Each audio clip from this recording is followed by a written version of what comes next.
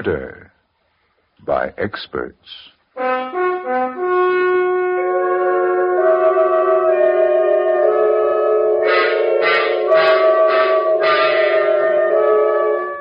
The Mutual Broadcasting System presents Murder by Experts, with your host and narrator, the noted mystery writer, Brett Halliday. Mr. Halliday is creator of the world-famous detective character Michael Shayne, author of 25 mystery novels, and whose latest work, This Is It, Michael Shayne, has just been published. Good evening. This is Brett Halliday. Each week at this time, Murder by Experts brings you a story of crime and mystery which has been chosen for your approval by one of the world's leading detective story writers. Tonight, our guest expert is the noted mystery novelist Ursula Curtis.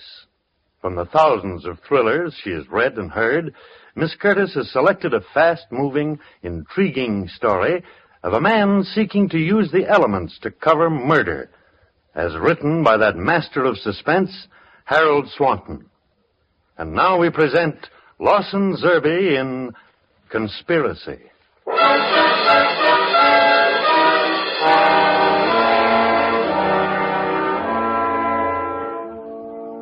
So I'm a murderer. So people look at my picture in the papers and point at it and shudder. I wonder how many of them are entitled to do that. I wonder how many of them are murderers, too, in their minds, with only the law between their hands and the throat of someone they hate.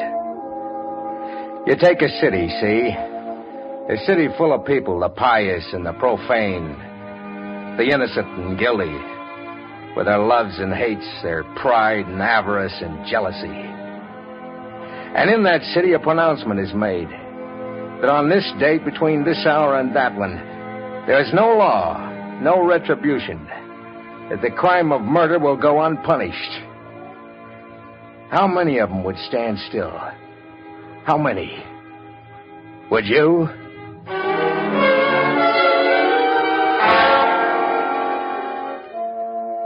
It sounds like a philosophical problem, but it happened. The city was Greendale, Oregon, and the thing that set it free from the law for 24 hours was the Columbia River. Oregon Times, Kennicott speaking. Joe, this is Flournoy. Oh, yeah, Chief. Just got a report from the sheriff. It's getting tough out on the 7th Street levee. Yeah, I just heard the news over the radio. If the river busts through, they'll start looking for Greendale somewhere off the coast of Japan. But they got the army out there. I thought they'd take They're losing ground, Joe. The levee might hold another hour, maybe more, but you'll go tonight, and I want you there when it happens. Oh, you're liable to pick me up off the coast of Japan. I'll send a boat after you, sweetheart, but phone that story in first. You know, color stuff. I was there. I saw it happen. Hot coffee, sweating soldiers. Man versus nature. Got it? Yeah. Okay, Chief. Great. Now get going. You've got 15 minutes to get there.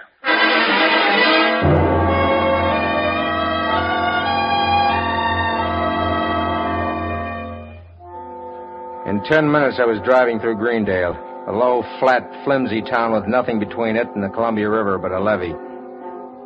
Flournoy was right. The levee gave way. Greendale would go down the drain like wet cornflakes. I hit 60 on Willamette Avenue, heading toward the 7th Street levee. That's when I passed Marilyn's apartment. And that's what started me thinking again about Marilyn. She was beautiful. She was a two-timer. And she was the one human being on this earth I wanted to kill. I'd promised myself weeks before that I'd get her out of my mind, that hate was no good for anyone, but she kept coming back.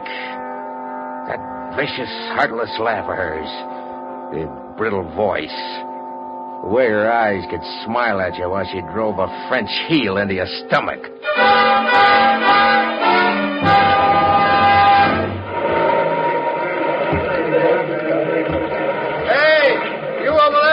Yeah, Major. What are you doing here? Joe Kennicott, Oregon Times. Reporter, huh? Okay. How's it look? You can see for yourself. Look at that river boil down there. Yeah. Levee's like a hunk of Swiss cheese. Hey, over there, pull the truck around. Oh, no, to the left, man. It was a weird scene. Men, trucks, equipment fighting the river in the glare of those gas lamps. Heaving sandbags, pouring gravel, trying to save a town they all knew was doomed. My eyes took it all in. My pencil was making notes, but my mind was on Marilyn, wondering if she was back in that apartment in Greendale, hoping she was asleep, that somehow she'd get washed out to sea with the rest of the rubbish. Then suddenly, everything stopped still. My pencil stopped writing. My eyes shut out the scene in front of me. It was so simple. I could kill Marilyn. The river would cover for me.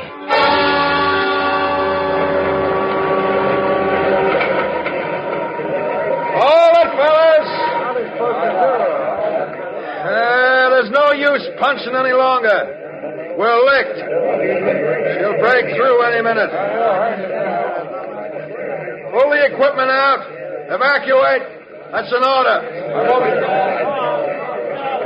And you, Kennicott. Yeah, Major. Take your car and beat it down to Greendale. Tell them they've got 5 minutes to get to high ground. Understand? Yes.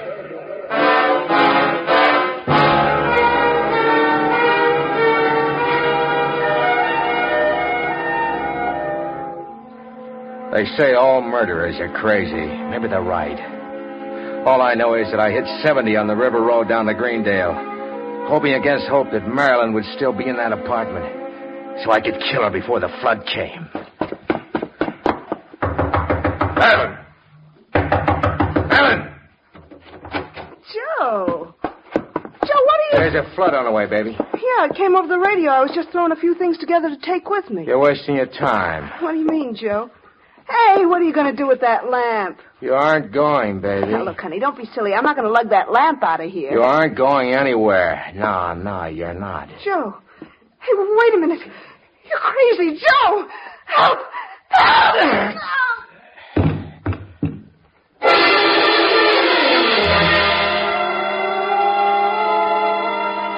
I looked down at her for a minute and set the lamp back on the table. I began to feel dizzy. The floor seemed to be swaying underneath my feet. I wasn't faint, just dizzy.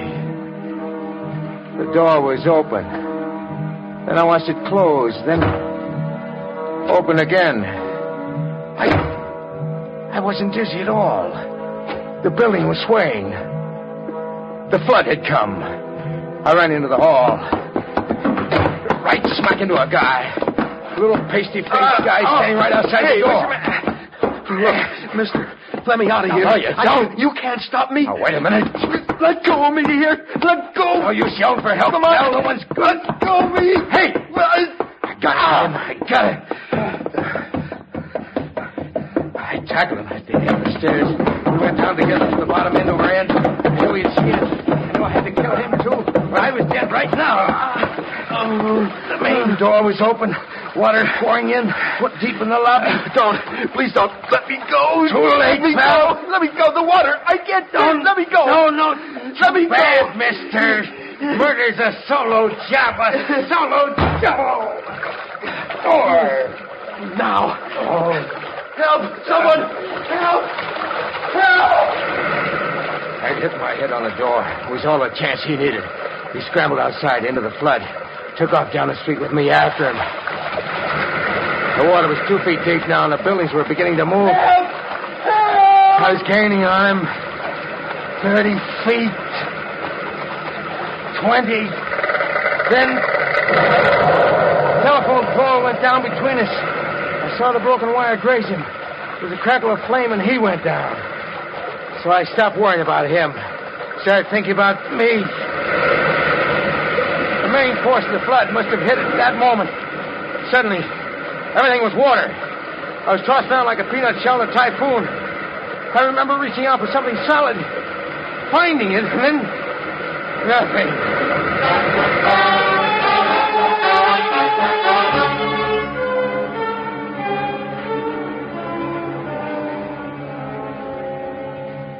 Just relax now. You're all right. All right. Oh, where am I? In the hospital. What happened? You're a lucky man. They picked you up right in the middle of it.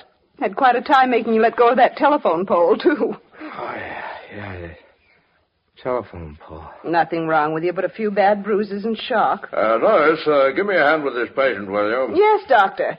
Just take it easy now. Everything's all right. Yeah, everything's all right.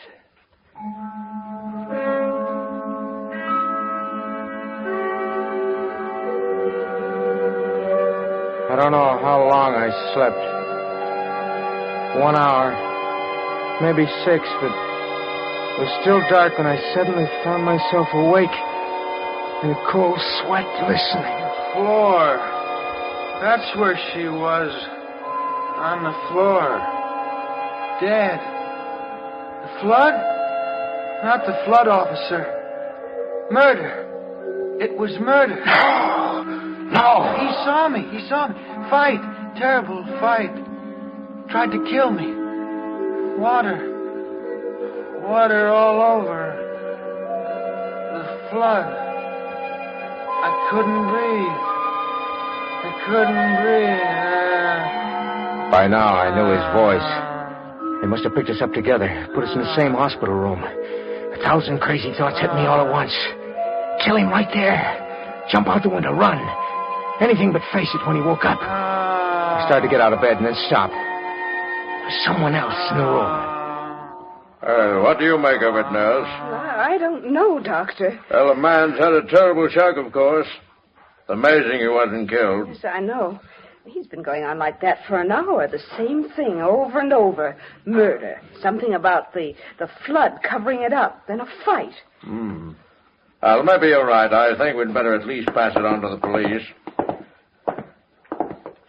Still, might be the result of shock, of course. The fact that he repeats it over and over, detail for detail. With death staring you in the face like that, you don't stop to think about consequences. The explanations could come later. I had to get out of that room right now. I fumbled in the dark for my clothes, threw them on, stepped out into the hall. Paul Revere, where do you think you're going, little man? Oh, Flournoy, I get tired of sitting around here. I thought you might need some help. Oh, you thought I might need some help, eh? Nurse, Yes, Mr. Flournoy. your number 1 patient's about to blow the joint. Oh, look, Chief, Joe, leave it to me, will you? So, you're a hero. So you drive like mad to warn the town and get caught in the flood. You don't have to go overboard. Mr. Flournoy's been pacing the hall like an expectant father. Well, thanks, Chief. I am not going to lose my best reporter because he's too dumb to know when he ought to stay in bed. Because that, sweetheart, is just where you're going. Look, Chief... Hey, don't butt in. You've been through hell tonight. You're lucky you're alive. Now, get in that room and get back to bed. The doctor's ordered hypo to make you sleep. And nurse. Yes, sir. Just to make sure he doesn't get any more wild ideas, give me his clothes. I was licked. And I knew it. They hustled me back to bed. And the nurse poked a needle into my arm. And I let go. I let the dark close in on me. Not caring now. I was tired. So tired.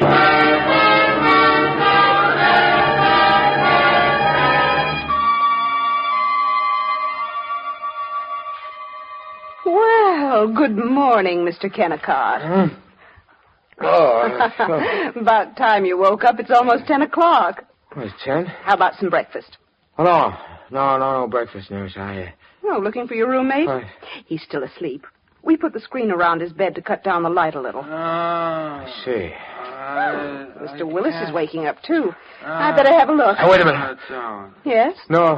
No use disturbing Mr. Willis. Let me get dressed and get out of here first. Only take me a minute. Nurse? Oh, I'd better get rid of that screen. Yes, Mr. Willis. Well, how are you feeling this morning? Better, thanks. I saw her start Get for the the screen. out of our way. Turned away just in time. My stomach was Now, tied how in about knots, some knowing it breakfast? could happen any minute now. I don't know. Any minute, Mr. Willis would point the finger at me and really say, not hungry. "There's the man." Mr. Kennicott, Yeah. this is Mr. Willis. Oh, hello, Mr. Willis. How do you do? Mr. Willis had a little flood trouble, too. Nurse, those bandages on his head. Here, now, take it easy. Electric shock. He's blind. I know now how that guy in Louisiana felt when they sat him in the electric chair and the switch didn't work. Willis, the guy who saw me standing over Marilyn's body just before the flood hit, was blind from that jolt of electricity he got when the pole fell. I took my time now, waiting for the strength to come back to my knees. I dressed carefully and left. Flournoy was waiting for me in the hospital lobby. There was someone with him. This is Lieutenant Belshaw of Homicide. Joe Kennicott. I heard about you, Joe. Nice work. Thanks. Homicide? Yeah. We got a murder on our hands. Or the lieutenant has a murder. We got a story. A great one. What's that? Conspiracy. Huh? Oh, wait a minute, Flournoy. No, that's right. Conspiracy to commit murder. A partnership. We know who one of the partners is already. Yeah? Who? The Columbia River. The cover-up. Accessory after the fact. I don't get it. Flournoy is trying to say we picked up a woman's body this morning. Knocked around pretty badly. No identification yet. He thinks she was murdered. I don't. You still think Willis is making it up? The guy took 220 volts with the water up to his knees. His head's still spinning. He's not responsible for what he says. Willis? The little guy up in your room upstairs. Did you hear him say anything in his sleep last night, Joe? No, I don't remember much, of course, but... Sure. I still don't get it. Well, come on, I'll tell you about it on the way up. We're going to have a little talk with Mr. Willis right now.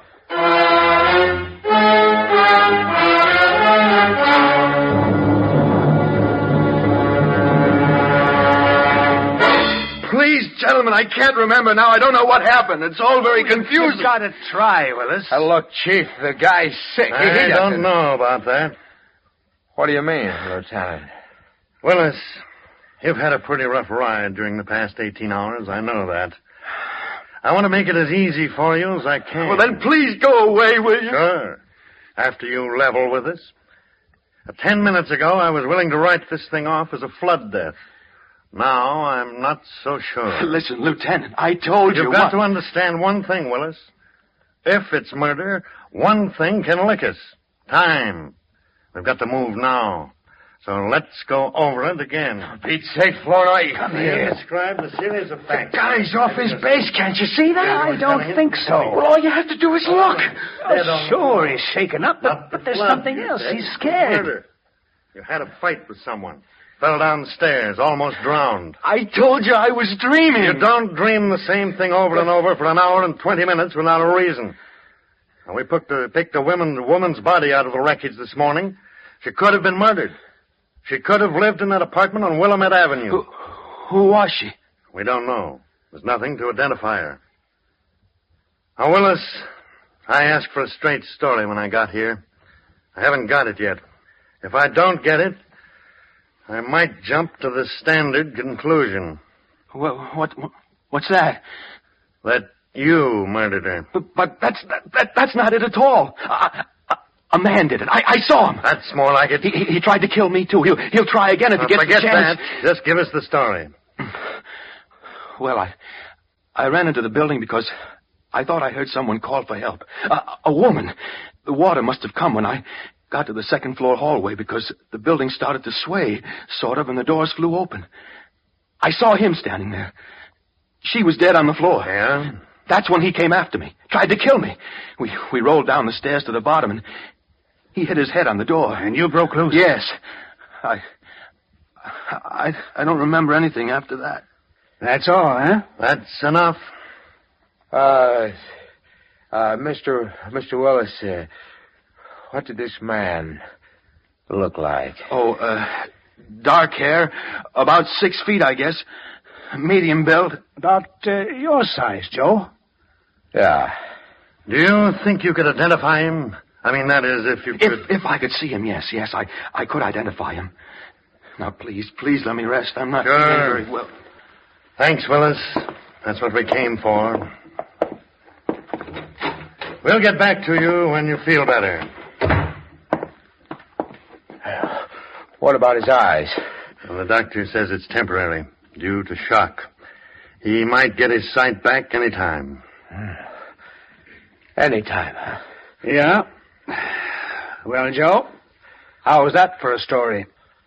Oh, it's a great one, Chief. It's a great one. I wanted to scream it in his ear right then. Tell him the other half of it. That this was the craziest setup he'd run into if he'd lived 1,000 years. Yeah. How's that for a story, Flournoy? Right here in your office. The guy you're talking to. Joe. Good old Joe Kennicott, the boy wonder. You know, is also the murderer that you're was a looking hunk of for. human drama, studying psychology. Here's a law-abiding guy. We don't know who he is. Maybe a bookkeeper, maybe a drug clerk, anyone. Used to the line, cuts his lawn on Sunday, turns his paycheck over to his wife, obeys traffic signals. You know, the flood comes. Willis had Big me. cover-up. And I no knew law. it. Nothing. I ran out now. He'd add up turns a second. into something else. So I had to stop Willis, too, before he opened his eyes. Suddenly breaks And loose. that wasn't exactly a cinch. Turns into murder. Material witness, That's probably all a it took. cop, watching him every No fear of the second. consequences. Waiting for those Bingo. bandages to come off so He they could kills. hustle him over to police headquarters. So he could put the finger on me.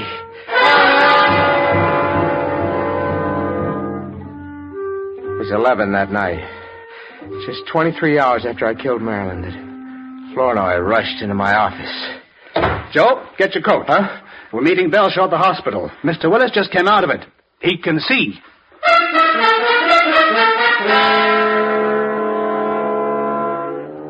To Flournoy, it was a wild ride through the rain to the hospital. To me, it was a procession. From condemned row to the gas chamber. And there was no way out. No way out.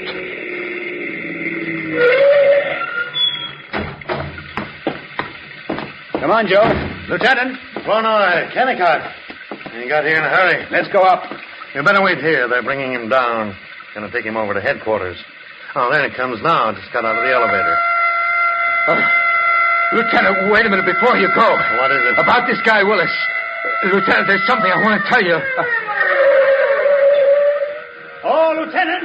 Kelly? The main levee's starting to go. Hold the parts is ordered there immediately. The main levee? Holy cow, she'll take the whole north end of town. All right, Kelly. Oh, let me go with him. No, I'm at bat this time, kid. I'll go with the lieutenant. You take care of Mr. Willis. Yeah. I'll take care of Mr. Willis.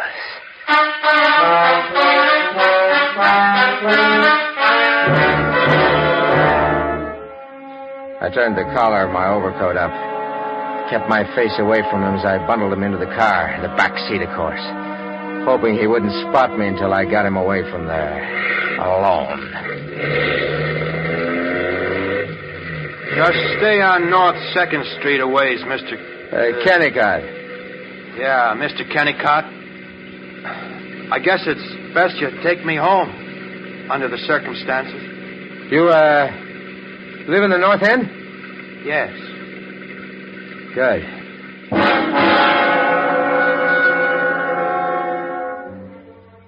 Here's the kind of luck you can have only once. Yeah. A split second before the axe fell. Just as I was about to lay it in the lieutenant's lap, the river saved me. And it would save me again. He lived in the North End, right where the second flood would hit when the main levee went. He wouldn't get away this time because I'd made sure. And no matter what the question was, I had the answer. Willis lived in the North End. I was driving him home. We hit a deserted section, manufacturing district. It was dark, blinding rain. Just right. Then... Stop the car, Mr. Kennicott. Huh? I said stop the car. What's the idea, Willis? Shut up. Now get out. Hey, look, wait a minute. Did you hear what I said? This is a .38, Kennicott. I'll let you have it, so help me. But look, You made a bad mistake, Kennicott. Mistake? That woman they found this morning. They'll never identify her. I made certain of that. She's my dear departed wife. Willis, You mean you... You know I killed her, Kennicott. You saw it when the door flew open. Wait a minute, Willis. Thought it'd make a nice piece of blackmail, didn't you? That's why you didn't identify me. But you made a mistake. I'd never hold still for blackmail. You knew I was in the other bed at the hospital. Sure. I faked the blindness. Tried to get something over my face before you woke up. Okay, Kennicott. Now, listen to me, Willis. I didn't see your wife. I didn't know you murdered her. I thought it was you who saw me when... Oh, give me that gun. Give it to me. Let go. Let me go, will you? That's it. Now, I got the gun. You will shoot me, will you? No, Kennicott. Don't shoot. Don't shoot, Kennicott. That takes care of you, Willis.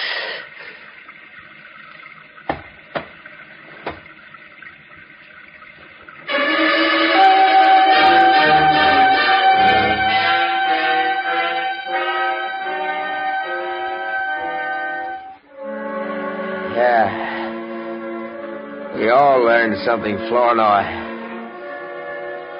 A lot of us could kill. Something like the Columbia River washed the law away. It wasn't such a coincidence after all. Two guys, same town, same apartment house. Two women. They hated enough to kill. I'm sorry for you, Joe. Skip the sympathy, Chief. I know I'm gonna die.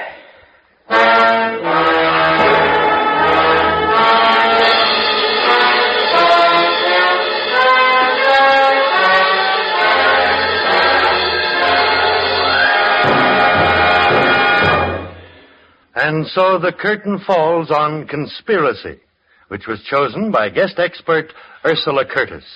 Miss Curtis is author of the newly published novel, The Second Sickle. And now, as host and narrator of Murder by Experts, it's my privilege to welcome and introduce to you Mr. Lawrence G. Blockman, Vice President of the Mystery Writers of America, an organization of nearly 300 of America's foremost writers of mystery and detective stories. Mr. Blockman. Thank you, Brett. Each year, the members of the Mystery Writers of America are called upon to vote for what, in their opinion, is the best radio mystery program of the year.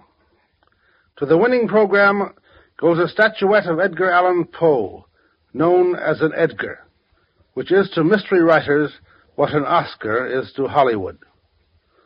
5 of the foremost radio mystery programs are voted upon by our members. The winner, by an overwhelming majority, was Murder by Experts.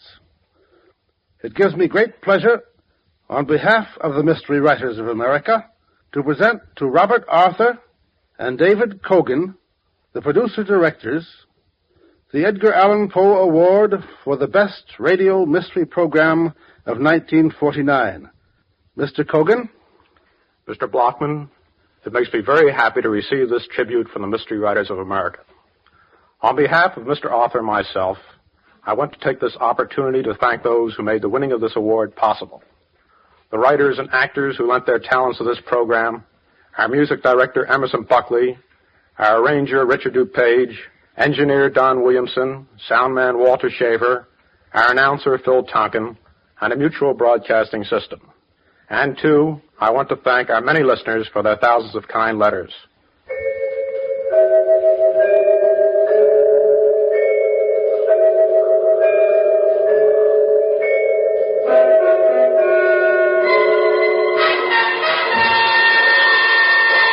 Tonight's play, Conspiracy, was written by Harold Swanton.